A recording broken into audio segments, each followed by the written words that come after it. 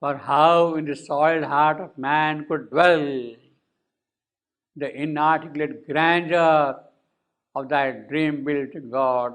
After all, man is a creature of matter, mud creature. And in that, how can that grandeur of God live in this? Impossible. It is impossible. It is incompatible according to him.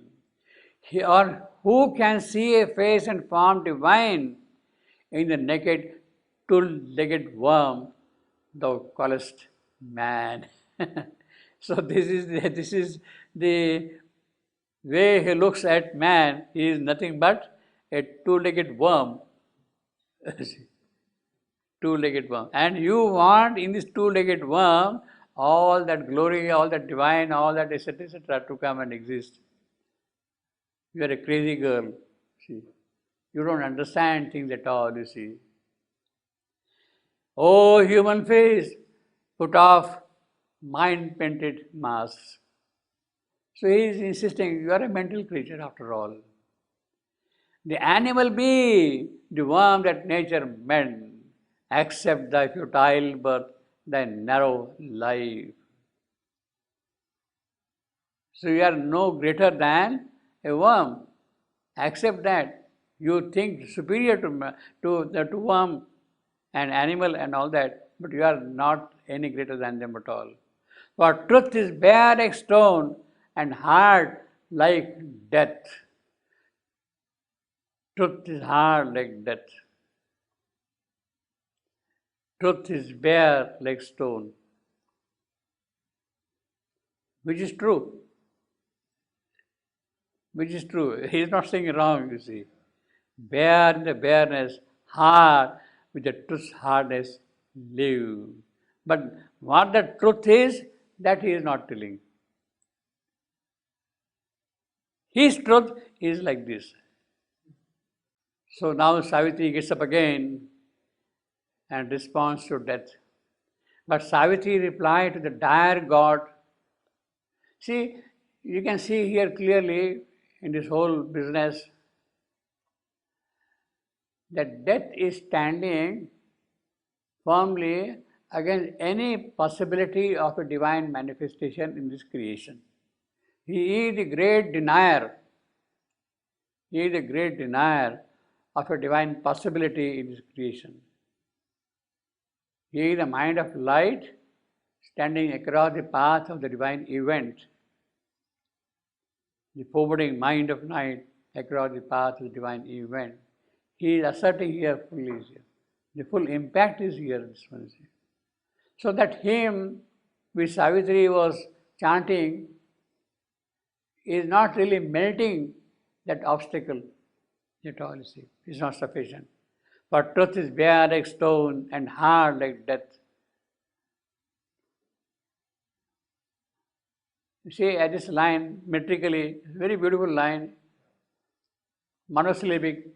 Truth is bare like stone and hard like death, see. And the meter is also, for truth is bare like stone and hard like death. All I ams. Short, long, short, long, short, long, short, long, short, long. All I. He is asserting, so that gives you kind of an emphasis on that. The monosyllabic construction with all the I ams gives a kind of a firmness to his utterance. Bare in the bareness, hard with truth's hardness live. Bare in. There's a trochee. You see, for truth, bare in. See the reversal of the meter. For truth, that is an I am, short, long. Bare in. Long, short. The reversal. In the bareness hard, with truth's hardness live. But Savitri replied to the dire God, yes, I am human. She is not ashamed of being human. She is asserting it because she sees the human potential. The human potential, the post-human possibilities.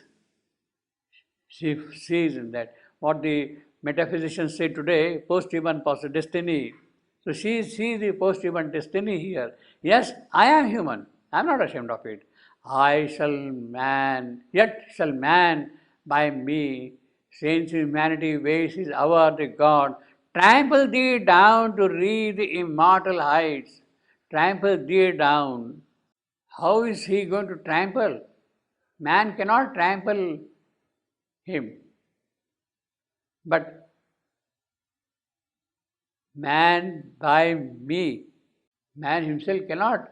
The post-human destiny is not in the hands of man. The post-human destiny is in the hands of man because of her work, because she has taken charge of it. By me, man by me. Since in humanity ways is our in God, trample thee down to reach the immortal height, transcending grief and pain and fate and death. So all those things will follow. Yes, my humanity is a mass of God. He dwells in me, the mover of my acts, turning the great wheel for his cosmic work. So the great wheel moves because of her acts. Because of her act.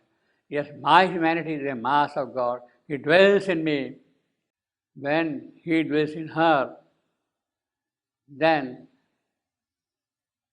man by me can trample God, can trample death.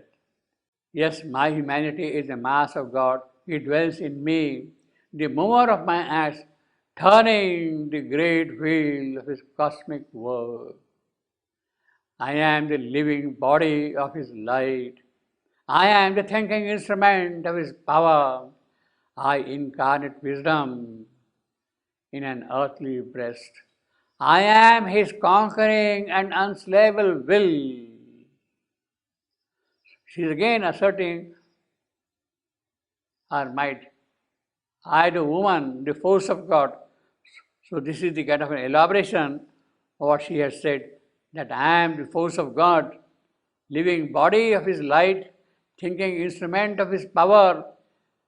She incarnates wisdom. Wisdom is incarnate in her. I am the conquering and unslayable will.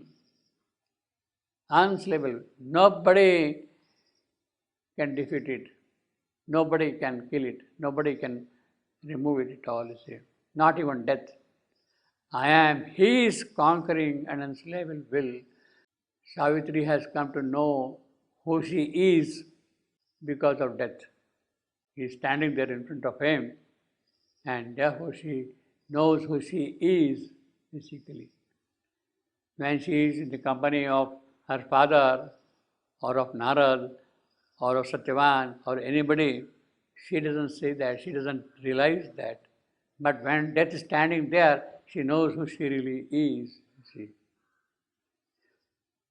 So this self-understanding of Savitri, who she is, has come to her because of the power of death. So that is the merit of death. That is the positive point of death. Who really you are, that is revealed to you by death. So we should not really dismiss it. Dismiss him, you see. I am his conquering and unslayable will. The found spirit drew in me its shape. In me are the nameless and the secret name. Death from the incredulous darkness sent his cry. O priestess in imagination's house. So you are living in a shrine of imagination and you are a priestess there. You are imagining who you are, conquering unslayable will, incarnate wisdom, thinking instrument, living body of light. You are imagining, Madam, my little girl, this is your imagination. This is your little imagination.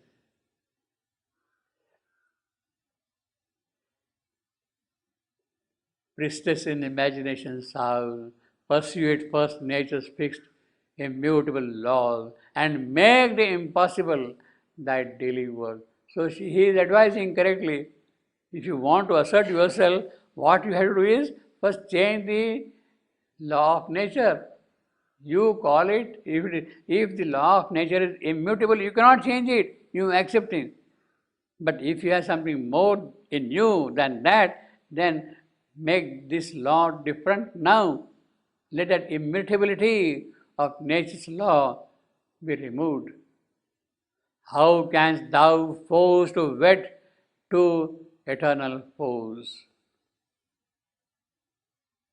Which is true. Irreconcilable in their embrace, they cancel the glory of their pure extremes.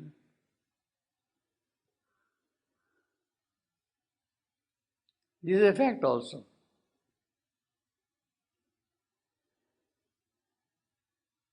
An unhappy wedlock maims the stunted foal. How shall thy will make one the true and false? It's perfectly true. Where there is truth, there cannot be falsehood, and vice versa. And you want to make them one. A crazy proposition. They are antagonists of each other. How can they be? Irreconcilable and in their embrace.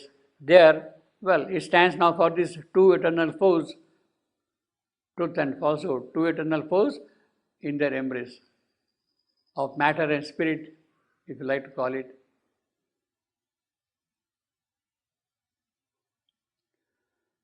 Where matter is all, their spirit is a dream.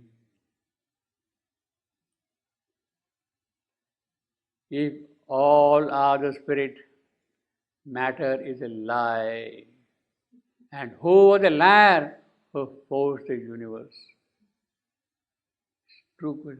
So, the whole problem of life divine, the two negations, the materialistic and the ascetic, is highlighted fully here.